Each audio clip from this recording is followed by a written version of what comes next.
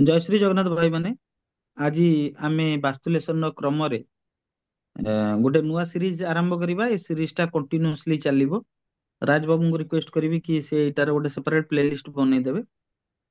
ଆଉ ଆଜି ଆମର ଆଲୋଚନା, ଆଜିଠୁ ଆମର ବାସ୍ତୁ ବିଷୟରେ ଆଲୋଚନାର ବିଷୟ ରହିବ ଯେ ଗୋଟେ ଜାଗାରେ ଆମେ ଯଦି ନୂଆ ଜାଗା କିଣିବାକୁ ଯାଉଛେ, ଗୋଟେ ଜାଗାରେ ଯଦି ଆମେ ନୂଆ ଜାଗା କିଣିବାକୁ ଯାଉଛେ, ତାହେଲେ ସେ ଜାଗାରେ ପ୍ରାକୃତିକ ଜିନିଷ କିଛି ଥିବ, ମନୁଷ୍ୟକୃତ ଜିନିଷ କିଛି ଥିବ। ଧର ସେ ଜାଗାରେ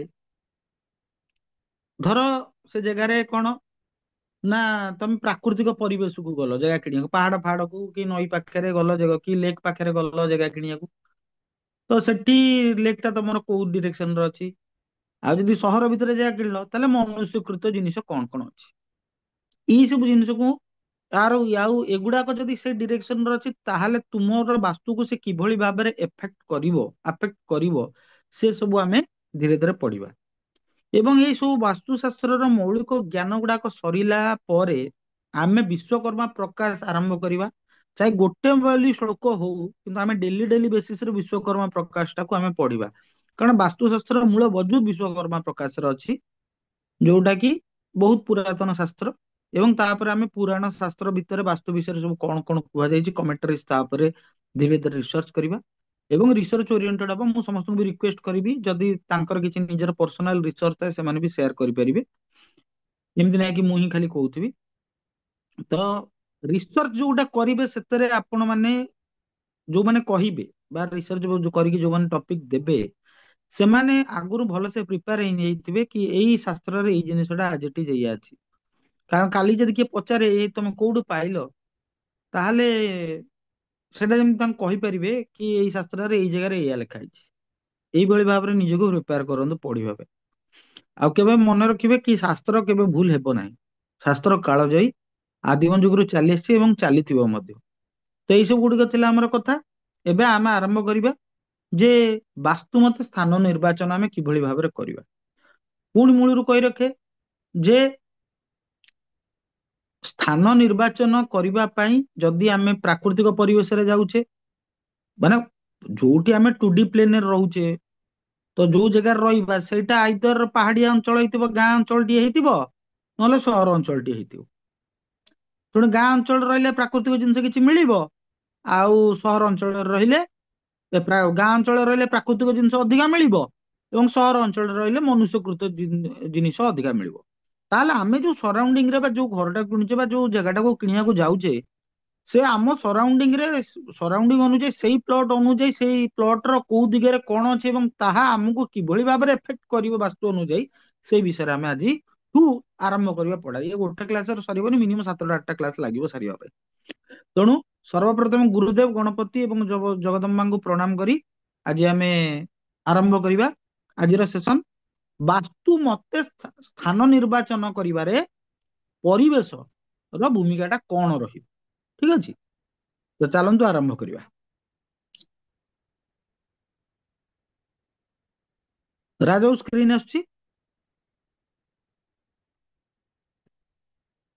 ଓକେ ଓକେ, ଆଜ୍ଞା। ତ ଦେଖ କଣ ରହିଲା ନା, ବାସ୍ତୁ ମତେ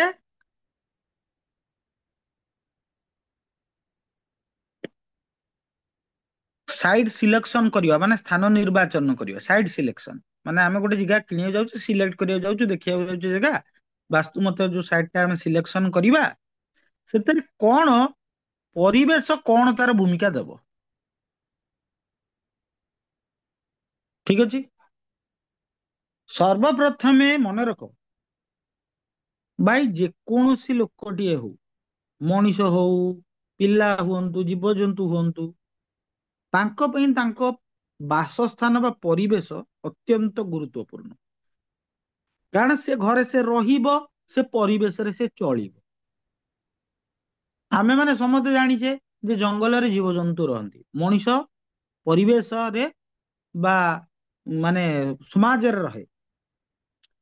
ତେଣୁ ସେଇ ଯୋଉ ଚାରି ଦିଗରେ ତାର ପରିବେଶରେ ଯେମିତିଆ ସଂଗଠନ ରହୁଛି ବାସ୍ତୁ ହିସାବରେ, ସେ ବାସ୍ତୁ ହିସାବରେ ସଂଗଠନ ତା ପାଇଁ ଅନୁକୂଳ କି ପ୍ରତିକୂଳ, ଗୋଟେ ଛୋଟ ଏକ୍ସାମ୍ପଲ ଦେବାକୁ ଯାଉଛି, ଯୋଉ ଯୋଉ ତୀର୍ଥ ସ୍ଥାନ ମାନଙ୍କର ଆମର ପୁରାଣରେ ବର୍ଣ୍ଣିତ ଅଛି ଏବଂ ଆମ ଦେବଭୂମି ଭାରତ ବର୍ଷରେ ଯୋଉ ଯୋଉ ତୀର୍ଥ ପର୍ଯ୍ୟଟନ ସ୍ଥଳୀ ଗୁଡାକ ରହିଛି, ସେଗୁଡାକର ଯଦି ତମେ ବାସ୍ତୁ ଚେକ୍ କରିବ ତାହେଲେ କେତେ ପବିତ୍ର ବାସ୍ତୁ। ମୁନି ଋଷି ମାନେ ପ୍ରାୟତଃ ହିମାଳୟରେ ଯାଇ ଧ୍ୟାନ କରନ୍ତି।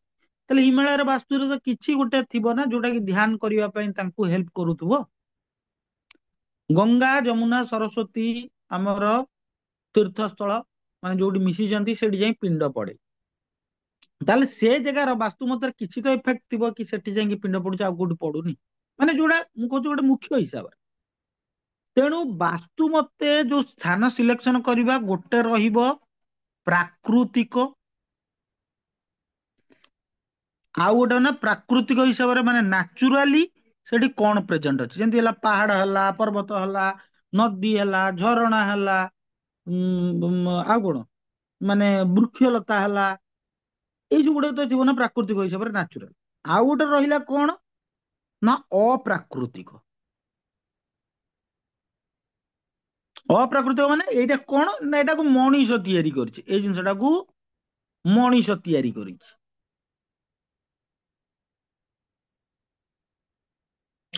ଏଇ ଜିନିଷଟା କୁ ଆମେ ପରେ ପଢିବା। ଏଇଟା ଟୋଟାଲ ଆରାଉଣ୍ଡ 6ଟା କି 7ଟା ଖଣ୍ଡେ କ୍ଲାସ ଯିବ। ଏଇ ଜିନିଷଟା ଆଜି ଆମେ ପଢିବା। କାହିଁକି? କାହିଁକି ନା ମଣିଷ ଯୋଉ ଭଳିଆ ସହରାଭିମୁଖୀ ହେଲାଣି, ଗାଁ ଛାଡିକି ସହର ସହର ସହର, ଆକ୍ଚୁଆଲି ବାସ୍ତବିକରେ ମଣିଷର କିଛି ଭୁଲ ନାହିଁ।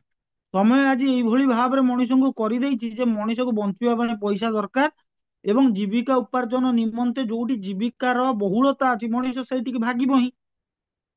ତେଣୁ ଏଇ ସବୁ ଜିନିଷ ଜାଣିବା ପାଇଁ କି ହେଲେ, ମାନେ କୋଉ ଜିନିଷ ଜାଣିବା ପାଇଁ କି ହେଲେ କି ଅ, ଅପ୍ରାକୃତିକଟାକୁ ମୁଁ ଆଜି କାହିଁକି ସିଲେକ୍ସନ କଲି, ନା ଏଇ ସବୁ ଜିନିଷ ମାନେ ମଣିଷ ଯୋଉ ସହରରେ ଯାଇ ଯୋଉଠି ରହୁଛି ସେ ଜାଗାଟାରେ ତାକୁ କଣ କଣ ମନୁଷ୍ୟକୃତ ଜିନିଷ ଦେଖିବାକୁ ମିଳିବ, ବା ଅପ୍ରାକୃତିକ ଜିନିଷ କୋଉ କଣ କଣ ଦେଖିବାକୁ ମିଳିବ। ରାଜବାବୁ ଏଇ ପର୍ଯ୍ୟନ୍ତ କ୍ଲିଅର ତ? ଆଜ୍ଞା ଆଜ୍ଞା। ବାସ୍। ସର୍ବପ୍ରଥମେ ଆମେ ମାନେ ଜାଣିଛେ ଯେ ଉପାସନା ସ୍ଥଳ, ଉପାସନା ତ ସ୍ଥଳ। ଭାଇ ତମେ ଯଦି ସହର ଯାଅ, ଗାଁକୁ ଯାଅ, କୋଉ ବି ନୂଆ ସହରକୁ ଯାଅ, ସେଠି ଗୋଟେ ମନ୍ଦିରଟାଏ ଥବ, ମସଜିଦ ଗୋଟେ ଥାଇପାରେ, ଚର୍ଚ୍ଚ ବି ଥାଇପାରେ, ହେଲା କି? ହୁଁ ହୁଁ ଆରେ ସେଟା ଥାଏ ନା ନାଇଁ? ହୁଁ ହୁଁ ହୁଁ ମନ୍ଦିର ମସଜିଦ, ମନ୍ଦିର ମସଜିଦ ଚର୍ଚ୍ଚ, ହୁଁ ହୁଁ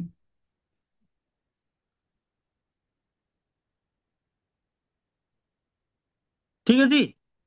ଭାଇ ମନେ ରଖିଥାଅ, ମଣିଷ ମାନେ ଯିଏ ବି ଅଛି, ଧର ସନାତନୀ ହେଲେ ସେମାନେ ମନ୍ଦିର ଯିବେ, କିଏ ମହମ୍ମଦିଆନ ହେଲେ ମସଜିଦ୍ ଯିବେ, କିଏ ଖ୍ରୀଷ୍ଟିଆନ ହେଲେ ଚର୍ଚ୍ଚ ଯିବେ। ସେଟାକୁ ସେ ଈଶ୍ୱରଙ୍କ ଗୃହ, ଉପାସନା ହୁଁ ସ୍ଥାନ, ସେଠି ଯାଇ ସେ ତାର ମେଣ୍ଟାଲ ପିସ୍, ଶାନ୍ତି ଅନୁଭବ କରିବ, ନିଜର ଆଧ୍ୟାତ୍ମିକ ପ୍ରବୃତ୍ତିଟାକୁ ବଢେଇବ। ହୁଁ କିନ୍ତୁ ମନେ ରଖିଥାଅ, ଯଦି ତୁମ ପେରି ଫେରି ଭିତରେ, ସେଇଠି ତମେ ହୁଁ ଯୋଉ ସାଇଡ ସିଲେକ୍ସନ କରିବାକୁ ଯାଉଛ, ସେଇ ପେରି ଫେରି ଭିତରେ ଏଇ ମନ୍ଦିର ମସଜିଦ ଆଉ ଚର୍ଚ୍ଚ ଅଛି, ହୁଁ ତାହେଲେ ସେଠି ତୁମକୁ ମନ୍ଦିର ମସଜିଦ ଚର୍ଚ୍ଚ ରିଲେଟେଡ ପ୍ରୋବ୍ଲେମଟେ ହବ। ସେ ଜାଗାଟା ତୁମ ପାଇଁ ଭଲ ନୁହଁ। ତାକୁ କହନ୍ତି, ମାନେ କଣ ଆଉ କହିବି, ମାନେ ଏଟା ବାଧକ, ଗୋଟେ ଟାଇପର ବାଧକ। କାହିଁକି ନା ଯୋଉ ଲୋକଟା ମନ୍ଦିର ମସଜିଦ ଚର୍ଚ୍ଚ ଆସିବ, ସମସ୍ତେ ତ କେବଳ ଈଶ୍ୱରଙ୍କୁ ଭଲ ପାଇକି ଆସିନଥିବେ ନା, ସିଏ ସମସ୍ତଙ୍କର ପ୍ରୋବ୍ଲେମ କହିବାକୁ ଆସିଥିବେ, କିଏ କାହାର ଅସୁବିଧା ଜଣେଇବାକୁ ଆସିଥିବେ, କାହାର ମନସ୍କାମନା ପୂରଣ ପାଇଁ ଆସିଥିବେ। ହୁଁ ମୋଷ୍ଟଲି 90% ଅଫ ଦ ଲୋକ କି 95% ଅଫ ଦ ଲୋକ ମନ୍ଦିର ମସଜିଦ ଚର୍ଚ୍ଚ କାହିଁ ଯାଆନ୍ତି? ଆଇଦର ସେମାନଙ୍କୁ ଈଶ୍ୱର ଭଲ ଲାଗନ୍ତି, ଅର ସେମାନଙ୍କର କିଛି କାମନା ଥାଏ। ହୁଁ ଯାହାକୁ ଈଶ୍ୱର ଭଲ ଲାଗନ୍ତି ସେ ତ ସ୍ୱତଃପ୍ରବୃତ୍ତ ଭାବରେ ଯାଏ, ହୁଁ ଆଉ ହୁଁ ଯାହାର କାମନା ଥାଏ ସେ ଆଇଦର ତାର କିଛି ହେଇପାରୁନଥାଏ, ବା ତାର କିଛି ହୁଁ କମ୍ପ୍ଲେନ କରିବାର ଥାଏ, ଯାହାର କିଛି ମାଗିବାର ଥାଏ, ସେଥିପାଇଁ ଯାଏ। ତେଣୁ ସେଠି କଣ ହୁଏ ନା ସବୁବେଳେ କୋଳାହଳ ଲାଗି ରହେ, ଏବଂ ସେଇ ଯୋଉ ଭାଇବ୍ରେସନ ଟା ସେଇ ବାତାବରଣରେ ଲାଗି ରହେ। ସେଥିପାଇଁ ଯଦି ତମେ ସାଇଟ ସିଲେକ୍ସନ କରିବାକୁ ଯାଉଛ, ସେଇ ସାଇଟ ପାଖାପାଖି ଯଦି ମନ୍ଦିର ମସଜିଦ ଚର୍ଚ୍ଚ କିଛି ଅଛି ତାହେଲେ ସେଠି ସାଇଟ୍ ସିଲେକ୍ସନ କରିବା ଉଚିତ ନୁହେଁ। ହୁଁ ଠିକ ଅଛି ନା? ହୁଁ ଏବେ କ୍ଲିୟର କ୍ଲିୟର କି ଭାଇ? ହୁଁ ତାପରେ ଆସିଲା, ମୁଁ ଏଇଟା ଯୋଉ କହୁଛି ୟାର ବହୁତ ଗୋଟେ ଗୋଟେ ଟପିକ ଗୋଟେ ଗୋଟେ ଲମ୍ବା ଲମ୍ବା 40 ମିନିଟିଆ ଭିଡିଓ ହବ। କିନ୍ତୁ ଯେହେତୁ ମୁଁ ଏଇଟା କହୁଛି, କଣ କହୁଛି ମାନେ ଗୋଟେ ମୌଳିକ ଜ୍ଞାନ ଦଉଛି, ଆପଣ ମାନେ ଖାଲି ଶୁଣି ଚାଲନ୍ତୁ, କାରଣ ଆମକୁ ଆଜି ଅପ୍ରାକୃତିକ ସଂଗଠନ ସାରିବାର ଅଛି। ତାପରେ ଆସିଲା କଣ ନା ଖୁଣ୍ଟ, ପୋଲ। ଭାଇ ଯୁଆଡେ ଯିବ ଆଜିକାଲି ଆମ ଇଣ୍ଡିଆରେ ତ ଯୋଉଠିକି ଯିବ ସେଠି ଇଲେକ୍ଟ୍ରିକାଲ ପୋଲ ମିଳିବ। ଘର ଘର ଆଗରେ ଇଲେକ୍ଟ୍ରିସିଟି ପୋଲ ମିଳିବ କି? ହୁଁ ଭାଇ ଏଇଟା ଯଦି ଘର ସାମ୍ନାରେ ରହିଲା ବା ଘରର କୌଣସି ଦିଗରେ ବି ରହିଲା, ତାହେଲେ କଣ ହୁଏ ନା ଇଏ ଭାଇ ଘରରେ ଲୋକମାନଙ୍କ ଭିତରେ କଳି ତକରାର ଲାଗେ। ଏଇଟା ଡିପେଣ୍ଡ କରେ ସେ କୋଉ ଡିରେକ୍ସନରେ ଅଛି। ଏହାକୁ କୁହାଯାଏ ଇଲେକ୍ଟ୍ରିକ ପୋଲ ବାଧକ, ମାନେ ଖୁଣ୍ଟ ବାଧକ। ହୁଁ ଠିକ ଅଛି, କ୍ଲିୟର ହେଲେ ଏଇଟା? ହୁଁ। ମାନେ ଚାରି ଆଉ ପାଞ୍ଚଟା ଘର ଏଇଟା ଛାଡିକିନା ଆଇ ଥିଙ୍କ ଗୋଟେ ଲେଖା ପୋଲ ଥାଏ। ତ ଏଇ ଜାଗାରେ ଆମେ ୱି ହାଭ୍ ଟୁ ସେଇଟା ଇନଫର୍ମ ଦେମ୍। ଏ ସବୁ ମୁଁ ଲାଷ୍ଟକୁ ଗୋଟେ ସୂତ୍ର କହିବି, ଏ ସବୁଟାକୁ ତମର ପୁରା ଭଲସେ ମନେ ରହିଯିବ। ଆଗ ଶୁଣି ଚାଲ ଖାଲି, ହୁଁ ମୁଁ ସବୁ ଗୁଡାକ କହିବି। ଧର କାହାର ଘର ଯଦି ପଚାରିଥିବ ଏବେଠୁ ଶୁଣିଦିଅ। ଯଦି କାହାର ଘର ପାଖରେ ପୋଲ ନାହିଁ, ଠିକ ଅଛି, ଯଦି ଖୁଣ୍ଟର ଦୂରତା, ଧର ଏଇଟା ହେଲା ଖୁଣ୍ଟ, ଏଇଟା ହେଲା ଇଲେକ୍ଟ୍ରିକ ପୋଲ, ଆଉ ଏଇଟା ହଉଛି ଘର, ଠିକ ଅଛି। ହୁଁ ଯଦି ଘର ଠାରୁ ଖୁଣ୍ଟର ଦୂରତା, ଘରର ହାଇଟ ର ଉଚ୍ଚତା, ସେଇଟା ଘରର ହାଇଟ ହେଲା 20 ମିଟର, ଖୁଣ୍ଟଟା ଏଠି ରହିଲା 40 ମିଟରରେ। 40 ଲେଖିଲେ ଟିକେ କନଫ୍ୟୁଜିଂ ହବ, ଏଇଟା ରହତୁ ଲେଟ୍ ସେ 42 ମିଟର ରହିଲା ଖୁଣ୍ଟ। ଏତେ ତ ଡିଷ୍ଟାନ୍ସ ହୁଏନି କେବେ ବି, ପାଖେ ଆଖରେ ଥାଏ। ଗୋଟେ ଏକ୍ସାମ୍ପଲ ପାଇଁ କହିଛି। ଘରର ହାଇଟ ହେଲା 20 ମିଟର, ଏ ପୋଲ ଟା ରହିଲା 42 ମିଟରରେ, ଠିକ ଅଛି। ହୁଁ ତାହେଲେ ଘରର ହାଇଟ ଯେତିକି, ଘର ହେଲା 20 ମିଟର, ତାର 2 ଗୁଣା ମାନେ 40 ମିଟର ପର୍ଯ୍ୟନ୍ତ ଯଦି ପୋଲ ଥାଏ, ତାହେଲେ ଏ ଖୁଣ୍ଟର ନକାରାତ୍ମକ ପ୍ରଭାବ ଘରକୁ ଭୋଗିବାକୁ ପଡିବ। କ୍ଲିୟର ରାଜବାବୁ? Yes clear? ଏବେ ୟେସ୍ ଯେତିକି କହିବି ଗୋଟେ ଆଭରେଜ ନେଇଯିବ, ଘରର ଉଚ୍ଚତାର 2 ଗୁଣ ଭିତରେ ପେରି ଫେରି ରେଡିଅସ ଭିତରେ ଏମିତିଆ ଜିନିଷ ଯଦି ଥାଏ, ସିଏ ତାର ବାସ୍ତୁକୁ ଆଫେକ୍ଟ କରେ। କ୍ଲିୟର? ୟେସ୍ ଯଦି ଏଇ ଘରଟା ବର୍ତ୍ତମାନ ହେଇଥାନ୍ତା 10, ଆଉ ୟାଙ୍କ ଭିତରେ ଡିଷ୍ଟାନ୍ସ ହେଇଥାନ୍ତା 18, ତାହେଲେ ଘରର ଉଚ୍ଚତା 10 ହେଲେ 10 ଇଣ୍ଟୁ 2 କେତେ ନା 20, ମାନେ କୋଡିଏ ଘରର ଇଜ ଆଫେକ୍ଟ। 20 ମିଟର ପେରି ଫେରି ଭିତରେ ଯେତିକି ରହିଲା ଜିନିଷ, ତାକୁ ବାସ୍ତୁ ଆଫେକ୍ଟ କରିବ। ତାହେଲେ ୟେସ୍ ଏଇ ୟେସ୍ ଜିନିଷଟା ବି ଆଫେକ୍ଟ କରିବ ତାକୁ। ୟେସ୍ ବାସ୍। ତାପରେ ଆମେ ଦେଖିବା ପୋଲ। ଆଜିକାଲି ସବୁ ସ୍ମାର୍ଟ ସିଟି ହେଲାଣି। ୟେସ୍ ଆମର ପୋଲ କେମିତି ଭୁବନେଶ୍ୱରରେ ଯାଇଛି ଆପଣ ମାନେ ଦେଖିଥିବେ। ବାଣୀବିହାର ଉପରେ ପୋଲ, ଆଗକୁ ପୋଲ, ପଛକୁ ପୋଲ, ସବୁଆଡେ ପୋଲ ଖାଲି। ଫ୍ଲାଏଓଭର ଦେଇକି କଟିକି ଚାଲିଯିବେ, ଠିକ ଅଛି। ହଁ ହଁ ଉଡନ୍ତା ପୋଲ, ଆଉ କ୍ରସ କରିବା ପାଇଁ କି ଯୋଉ ମାନେ ରାସ୍ତା କ୍ରସ କରିବା ପାଇଁ ଉପରେ ଚାଲିକି ଯିବା ପାଇଁ ସେଇଭଳିଆ ଜିନିଷ। ହୁଁ କିନ୍ତୁ ଏଇ ଯୋଉ ଫ୍ଲାଏଓଭର ରହିଛି, ଫ୍ଲାଏଓଭର ଗୁଡାକ ରହିଛି, ବଡ ବଡ ସହରରେ ଲୋକ ସଂଖ୍ୟା ବୃଦ୍ଧି ହେବାରୁ ସେଇଟାକୁ କରାଯାଇଛି, ହୁଁ ଠିକ ଅଛି। ତମେ ଗୋଟେ କଥା ମନେ ରଖିବ, ଯଦି ଘରର ଏଇଟା ହେଲା ଇଷ୍ଟ, ଏଇଟା ହେଲା ନର୍ଥ, ଏଇଟା ହେଲା ୱେଷ୍ଟ, ଏଇଟା ହେଲା ସାଉଥ, ଯଦି ପୂର୍ବ ମାନେ ଏ ଡିରେକ୍ସନ ରେ ଆଉ ଏ ଡିରେକ୍ସନ ରେ ତମକୁ ପୋଲ ମିଳିଗଲା, ମାନେ ଫ୍ଲାଏଓଭର ମିଳିଗଲା, ତାହେଲେ କଣ, ଆମେ ଜାଣିଛେ ସୂର୍ଯ୍ୟ ସକଳ ଶକ୍ତିର ଆଧାର। ହୁଁ ତାହେଲେ ସୂର୍ଯ୍ୟଙ୍କ କିରଣ ବା ରଶ୍ମି ଏବଂ ଉତ୍ତର ଦିଗରୁ ମିଳୁଥିବା ଚୁମ୍ବକୀୟ ଶକ୍ତି ଗୃହରେ ଆସିବାକୁ ବାଧାପ୍ରାପ୍ତ ହୁଏ। ତେଣୁ ଏଇ ପରିସ୍ଥିତିରେ ଯଦି ଏଇଟା ହେଲା ଘର, ଯଦି ଫ୍ଲାଏଓଭର ଟା ନର୍ଥ ଇଷ୍ଟ ଡିରେକ୍ସନ ଯାଇଛି ତାହେଲେ ଭଲ ନୁହେଁ। ଯଦି ଫ୍ଲାଏଓଭର ଟା ନର୍ଥ ଡିରେକ୍ସନ ଯାଇଛି ଭଲ ନୁହେଁ। ଠିକ ଅଛି। यस। କିନ୍ତୁ ଯଦି ଏଇ ଫ୍ଲାଏଓଭର ୱେଷ୍ଟ ଡିରେକ୍ସନ ରେ ଯାଇଥିବ ଭଲ, ଏଇ ଫ୍ଲାଏଓଭର ସାଉଥ ଡିରେକ୍ସନ ରେ ଯାଇଥିବ ଭଲ। କ୍ଲିୟର? हाँ। यस।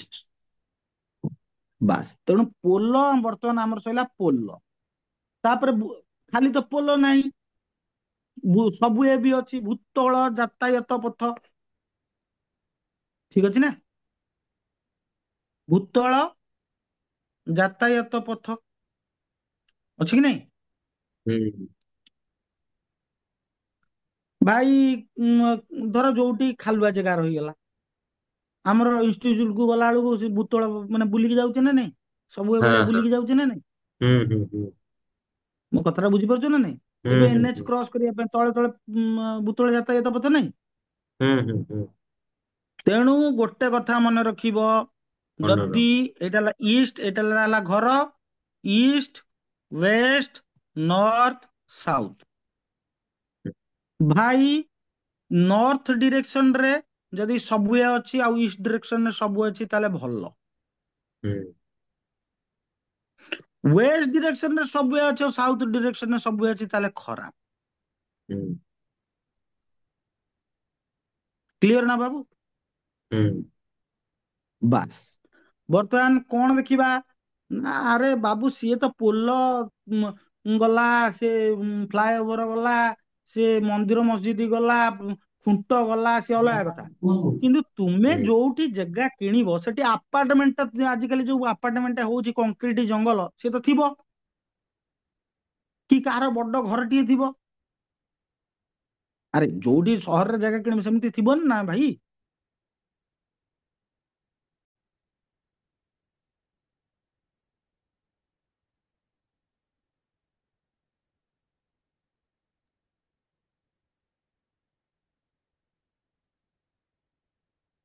ଇଷ୍ଟ west north south, first point ହେଲା କଣ? ଏକ ନମ୍ବର ପଏଣ୍ଟ ହେଲା, ଯଦି ଘରର ମହାଦ୍ୱାର ଠିକ ସାମ୍ନାରେ ବଡ ଅଟ୍ଟାଳିକା ଅଛି, ଆପାର୍ଟମେଣ୍ଟ ଅଛି, ତାହେଲେ ବହୁତ ଖରାପ। ସେ ତମ ଘରର ଉନ୍ନତି କରେଇ ଦବ ନାହିଁ। ଯଦି ଇଷ୍ଟରେ ଅଛି ଖରାପ, ଯଦି ନର୍ଥରେ ଅଛି ଖରାପ, ଯଦି ୱେଷ୍ଟରେ ଅଛି ଭଲ, ଯଦି ସାଉଥରେ ଅଛି ଭଲ। କ୍ଲିୟର ଭଲ। ନା? ଠିକ ଅଛି। यस। ତାପରେ ଆସିଲା ଲାର୍ଜ ପ୍ଲଟ। ଆଗ ଟ୍ରାନ୍ସଫର୍ମର ନେଇଯିବା, ଆଗ ତମେ ଯୋଉଠିକି ଯିବ, ଟ୍ରାନ୍ସଫର ଇଲେକ୍ଟ୍ରିକାଲ ଟ୍ରାନ୍ସଫର୍ମର ମିଳିବ କି ନାହିଁ ତୁମକୁ? हम्म। नसम। ଇଲେକ୍ଟ୍ରିକାଲ ଟ୍ରାନ୍ସଫର ମିଳିବ, ମନେ ରଖିଥାଅ ଭାଇ, ଏଗୁଡାକ ବହୁତ ହି ହାଇ ଭୋଲ୍ଟେଜ। ତାଙ୍କର ସେଥିରେ ଲେଖା ହେଇଥାଏ ପ୍ରାୟ 11,000 ଭୋଲ୍ଟ इलेवन ଗୋଟେ केवी। ଲେଖା ହେଇଥିବ, ଆଉ ଗୋଟେ ରେଡ କଲର ର ଗୋଟେ ମଣିଷ ଖପୁରୀ ଚିହ୍ନ ହେଇଥିବ, ତା ତଳେ ଦିଟା ହାଡ ଥିବ। यस। ଭାଇ ଘରର କେବଳ ମନେ ରଖିଥାଅ, ଏଇଟା ହେଲା ଘର, ଏଇଟା ହେଲା ନର୍ଥ, ଏଇଟା ହେଲା ସାଉଥ, ଏଇଟା ହେଲା ଇଷ୍ଟ, ହେଲା ୱେଷ୍ଟ। କେବଳ ସାଉଥ ୱେଷ୍ଟ ଡିରେକ୍ସନ କୁ ଛାଡିଦେଲେ ବାକି ଯୋଉ ପଟେ ତମ ଟ୍ରାନ୍ସଫର ରହିଲା ସେ ଖରାପ। ଯଦି କେବଳ ସାଉଥ ଇଷ୍ଟ ମାନେ ଏଇ ଆଗ୍ନେୟ ଦିଗରେ हम्म। ଯଦି फायर। ଟ୍ରାନ୍ସଫର୍ମର ରହିଲା, ଦକ୍ଷିଣ ପୂର୍ବ, ଯୋଉଟା କହୁ ଆମେ ଦକ୍ଷିଣ पूर्व। ପୂର୍ବ, ଏଇଠି ଯଦି ଟ୍ରାନ୍ସଫର୍ମର ରହିଗଲା ତାହେଲେ ଭାଇ ଖରାପ। ସରି, ଦକ୍ଷିଣ ପୂର୍ବ ଦିଗରେ ରହିଲେ ଭଲ ଭଲ। ଭଲ। ଆଉ ବାକି ସବୁତିକ ଏଇ ଡିରେକ୍ସନ ଛାଡିକି ଏଉଠୁ ଏଇ ଯାଏ ପୁରା ଏଇଟା ଭିତରେ କୋଉଠି ବି ରହିଲା ତମର ଟ୍ରାନ୍ସଫର୍ମର, ଭାରି ଖରାପ। ଆଚ୍ଛା, ତମେ ସହରକୁ ଯାଉଛ ମାନେ ଗୋଟେ ସର୍ବସାଧାରଣ ଅନୁଷ୍ଠାନ ଥିବ, ମାନେ ପବ୍ଲିକ ବିଲ୍ଡିଂ ଥିବ, हम्म। ଯୋଉଠି ଲୋକମାନେ ଆସିକି ଖଟି ମାରୁଥିବେ। हम्म। ପବ୍ଲିକ ବିଲ୍ଡିଂ, କଣ କଣ ପବ୍ଲିକ ବିଲ୍ଡିଂ? ମାନେ ସ୍କୁଲ ଥିବ, କଲେଜ ଥିବ, ବ୍ୟାଙ୍କ ଥିବ, ବସଷ୍ଟାଣ୍ଡ ଥିବ, ରେଲୱେ ଷ୍ଟେସନ ଥିବ, ହୋଟେଲ ଥିବ। ଏ ସବୁ ଯୋଉ ଘରର ଯେକୌଣସି ଡିରେକ୍ସନରେ ରହିଲେ ଖରାପ। ଘରର ଯେକୌଣସି ଡିରେକ୍ସନରେ ରହିଲେ ଖରାପ। ଠିକ ଅଛି। ସେମିତି ଆଶ୍ରମ ବା ମଠ, ଯଦି ଘରର ପାଖାପାଖି ଅଛି ତାହେଲେ ଯେକୌଣସି ଡିରେକ୍ସନରେ ରହିଲେ ଖରାପ।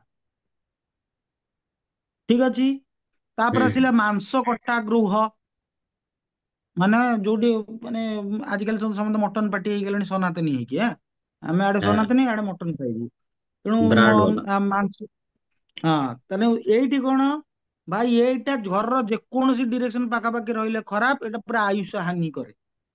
ହୁଁ। ଠିକ ଅଛି ନା ଭାଇ। ୟେସ୍। ଆଉ ଗୋଟେ କଣ ନା ଶ୍ମଶାନ, ହୁଁ ଗ୍ରେଭୟାର୍ଡ ତ ଥିବ କି ହୁଁ ମଣିଷ ଯୋଉ କୋଉଠି ଗୋଟେ ପୋଡା ହଉଥିବେ। ହୁଁ ଠିକ ଅଛି ନା। ଏଇଟା ଘରର ଯେକୌଣସି ଡିରେକ୍ସନ ପାଖାପାଖି ଥିଲେ ଖରାପ। ତେଣୁ ଗାଁ ରେ ସବୁବେଳେ ଦେଖିବ ମଶାଣି ଟା ପୁରା ଗାଁ ର ଶେଷ ମୁଣ୍ଡରେ ହେଇଥିବ, ଆଉ ପୁରା ଗାଁ ର ଶେଷ ମୁଣ୍ଡର ଘରଠୁ କମ ସେ କମ 200-300 ମିଟର ଦୂର ହେଇଥିବ। ହୁଁ ହୁଁ। ଆଗରେ ଗାଁରେ ଏଇଆ ହଉଥିଲା ନା ନାଇଁ। ଆଜ୍ଞା। ଆଉ ଗାଁ ର ଶିବ ମନ୍ଦିର ବି ସେଇ ମଶାଣି ପାଖାପାଖି ଥିବ। ଠିକ ଅଛି ନା। ହୁଁ ହୁଁ ତାପରେ ଆସିଲା କଣ ନା ବିଗ ଡ୍ରେନ। ଆଜିକା ସହର ରହିବ ମାନେ ଡ୍ରେନ ତ ରହିବ ଭାଇ, ନହେଲେ ନାଳିରେ ପାଣି କେମିତି ପାସ୍ କରିବ।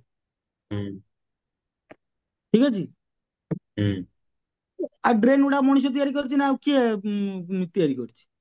ହୁଁ ହୁଁ ସହର ଯେତେବେଳେ ପ୍ଲାନିଂ ହେଇଥିଲା, ଯୋଉ ଭଳି ଡ୍ରେନ ଯାଇକି ଯୋଉ ଡିରେକ୍ସନ ରୁ ଯାଇକି ଯୋଉ ଡିରେକ୍ସନରେ ଯିବା କଥା, ସେଇ ହିସାବରେ ଯଦି ପାଣି ନ ଗଲା, ତାହେଲେ ସେଇଟା ଘରର ଯେକୌଣସି ଡିରେକ୍ସନରେ ରହିଲେ ଖରାପ। କ୍ଲିୟର। ହୁଁ ହୁଁ ହୁଁ ବର୍ତ୍ତମାନ ଲାଷ୍ଟ ଏବଂ ମୋଷ୍ଟ ଇମ୍ପୋର୍ଟାଣ୍ଟ ପଏଣ୍ଟ, କାହାର ଗୋଟେ ଲାର୍ଜ ପ୍ଲଟ ଅଛି, ବହୁତ ବଡ ପ୍ଲଟ ଅଛି, ସିଏ ଏଇଠି ଗୋଟେ ଟୁକୁନାକୁ ଘର କରିଦେଲା। ହୁଁ ଏଟା ମନେକର ଗୋଟେ 5 ଏକର ପ୍ଲଟ, ହୁଁ ଏଇଠି ଗୋଟେ ତର ଟୁଆଁ ଘରଟା ଅଛି, ଆଉ ଏଗୁଡା ସବୁ ପାଚିରି ହୁଁ ହେଇଛି, ତାହେଲେ ହୁଁ ଏ ଘରଟା ବି ଖରାପ। ଆଚ୍ଛା।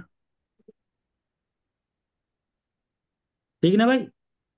ଆଚ୍ଛା ସେଇଟା ଯଦି ଆମର ସାଉଥ ୱେଷ୍ଟ ରେ ରହିଲେ ବି ମାନେ କଣ ଖରାପ? କୋଉଟା କୋଉଟା? ଯୋଉଟା ସେଟା ଭାଇ ଛୋଟ ବାଲା ସାଉଥ ଘର। ୱେଷ୍ଟରେ ହିଁ ତ କରିବେ, ସେ ସାଉଥ ୱେଷ୍ଟରେ ହୁଁ କରିବେ। କିନ୍ତୁ ତମର ସେଇ ଯୋଉ ଜାଗା ହିସାବରେ ସେଇ ଯୋଉ ବୃହତ ପ୍ଲଟର ଛୋଟ ଘରଟିଏ ହେଲା, ଏଟା ହୁଁ ଜାଗା ହିସାବରେ ଛୋଟ ହେଇଗଲାଣି। ହୁଁ ଆକର୍ଡିଂ ଟୁ ଏରିଆ ତେଣୁ ୟେସ୍। ବାସ୍ତୁଶାସ୍ତ୍ର ମତରେ ଏଇଟା ବି ଖରାପ, ଯଦି ବଡ ପ୍ଲଟ ଭିତରେ ଗୋଟେ ଛୋଟ ଘରଟା ହେଲା ସେଟା ବି ଖରାପ। ଆଚ୍ଛା। ତେଣୁ ଏଗୁଡା ଥିଲା ଅପ୍ରାକୃତିକ ମନୁଷ୍ୟ କୃତ ଜିନିଷ। ସାଇଡ ସିଲେକ୍ସନ କଲା ବଳେ ଏଇ ସବୁ ଜିନିଷ ଗୁଡକୁ ଧ୍ୟାନ ରଖିବା ଉଚିତ। ଆଜ୍ଞା। ଏଇଟା ଗୋଟେ ମୁଁ ଚୁମ୍ବକ ଦେଲି, ଏଇ ସ୍ଲଟର ହାଉସ ଉପରେ ଗୋଟେ କବିତା ହେଇକି 40 ମିନିଟ ଭିଡିଓ ହବ। ଏଇ ପବ୍ଲିକ ହୁଁ ଜାଗା ସ୍କୁଲ କଲେଜ ମଠ ବାଡି ଟ୍ରାନ୍ସଫର୍ମର ବଡ ପ୍ରସାଦ ଆପାର୍ଟମେଣ୍ଟ, ତାପରେ ଆମେ ଯେତେ ଆନାଲିସିସ୍ କହୁଥିବୁ ସେମିତି ହଉଥିବ। ଏଇଟା ଗୋଟେ ଚୁମ୍ବକୀୟ ହୁଁ ଜିନିଷ, ଯେ ଏଇ ଚୁମ୍ବକୀୟ ଜିନିଷକୁ ମୁଁ ଗୋଟେ ଭିଡିଓରେ ତାକୁ କରିବା ପାଇଁ ଚାହିଁଲି, ସେଥିପାଇଁ ମୁଁ କହିଲି। ତାର ପୁଣି ସ୍ପେସିଫିକ ହୁଁ ଅଛି କୋଉ ଡିରେକ୍ସନରେ ରହିଲେ କେମିତିଆ ରେଜଲ୍ଟ ଖରାପ ଦବ। ଖରାପ ତ ନିଶ୍ଚିତ ଦବ, କିନ୍ତୁ କଣ ଦବ ଖରାପ ଦବ ସେଇଟା ଇଏ ମାନେ କୁହାଯିବା, ମାନେ ସେଇଟା କେବଳ ଗୋଟେ ସିରିୟସ ବାସ୍ତୁ ବାଲାକୁ ଦେଖିଲେ ସେ ଦେଖୁ ଦେଖୁ କହିଦବ ଯେ ଘରର ତମ ଚାରିପଟ ପରିବେଶ ଦେଖୁ ଦେଖୁ କହିଦବ ଯେ ପରିବେଶର ଏଫେକ୍ଟ ଟା ତମ ଉପରେ କଣ ପଡୁଛି। ଏଇଟା ଏତେ ଇଜି କଥା ନୁହଁ, ଏଇଟା ଛୋଟ କଥାରେ ଉଡେଇ ଦେଇ ବି ପାର ତମେ।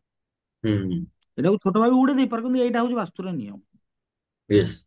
କାରଣ ମଣିଷ ସମାଜରେ ବଞ୍ଚେ ବଢେ, ହୁଁ ପରିବେଶରେ ବଞ୍ଚେ ବଢେ। ଆଉ ପରିବେଶ ତାକୁ ପରିବେଶ, ମଣିଷ କେବେ ଏକା ବଞ୍ଚି ପାରିବ କି?